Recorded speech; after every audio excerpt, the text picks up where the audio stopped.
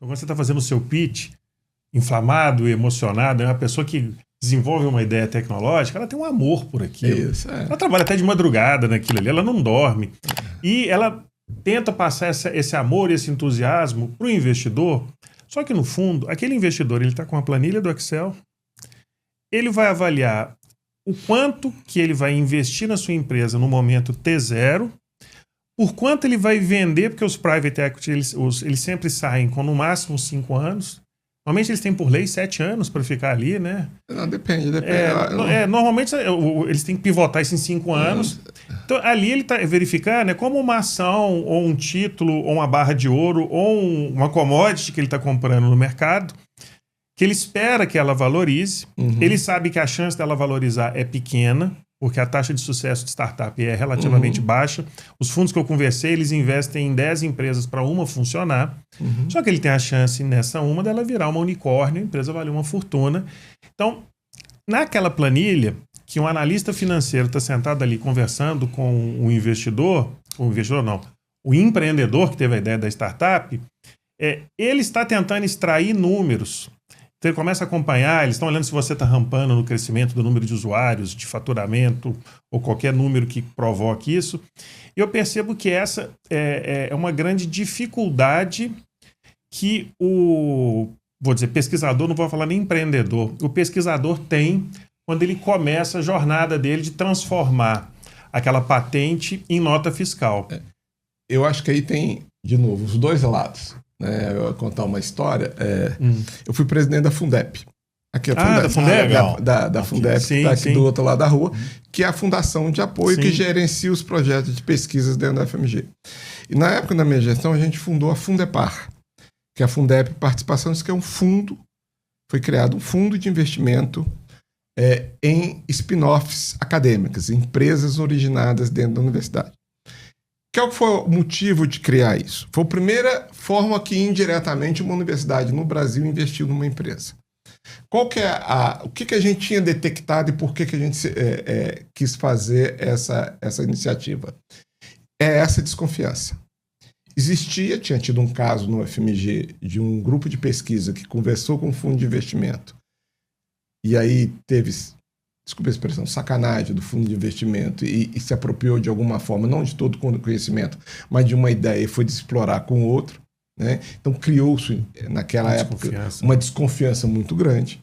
Né? E, de fato, tem os dois problemas.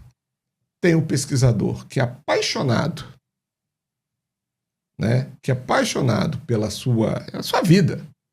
É a sua vida que está ali, aquela ideia. Ele entrou 10 caras, ele está 10 anos fazendo aquilo, desde que ele entrou, foi até de doutorado dele, etc. E tal, ele está orientando. E tem, por outro lado, o mercado financeiro, que ele é extremamente curto-prazista. Por quê? Porque se ele colocar dinheiro na bolsa, ele tem dinheiro de curto prazo. Sim. Essa é a grande coisa. No Brasil, além, se ele colocar dinheiro num título do governo, ele tem de 15%, aumentou de novo, que absurdo, ele tem 15% de lucro. Então, o mercado financeiro tem muita dificuldade também de entender o que é o desenvolvimento e o potencial tecnológico daquilo que ele está trabalhando. Ele quer comparar o ramp-up e a rentabilidade com qualquer outro título que eu tenho. Eu estou aqui escolhendo.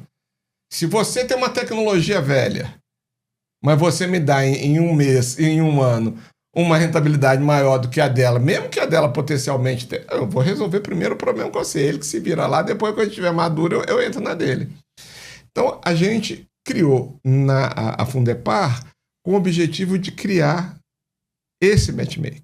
Os pesquisadores da UFMG confiavam na Fundep, porque a Fundep, historicamente, desde os seus 50 anos, é quem administra o dinheiro de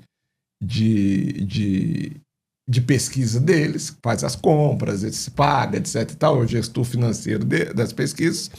E a Fundep tinha relações com o mercado. Então a gente tentou fazer um fundo para criar, e existe até hoje, né? Já pivotou um monte de empresa, etc. e tal, para criar para lidar com isso. Então, pensa, você confia comigo? Deixa aqui eu conversar com o mercado financeiro para você. Mercado financeiro, você me conhece? Deixa eu te apresentar alguma coisa. A gente era o Google Tradutor. Legal. A gente era o Google Tradutor. Pegava, traduzia pro investidor, né, as características tecnológicas e traduzia pro aquela coisa que era financeira. Era um fundo pré-angel. A gente costumava falar pré-angel. A gente costumava falar assim, ó, essa aqui nós vamos vestir a noiva para ela casar com um fundo. Legal. Quem vai tocar ela, acelerar essa ideia, mas nós vamos preparar essa ideia para coisa. Mas é uma característica. Continua funcionando? Continua, tá? Por exemplo, esse programa Multirô que eu citei antes, ele é a Fundepar que está colocando recursos, já pivotou um monte de empresa. Mas é essa característica, assim. Porque o mercado financeiro, ele é muito curto prazista.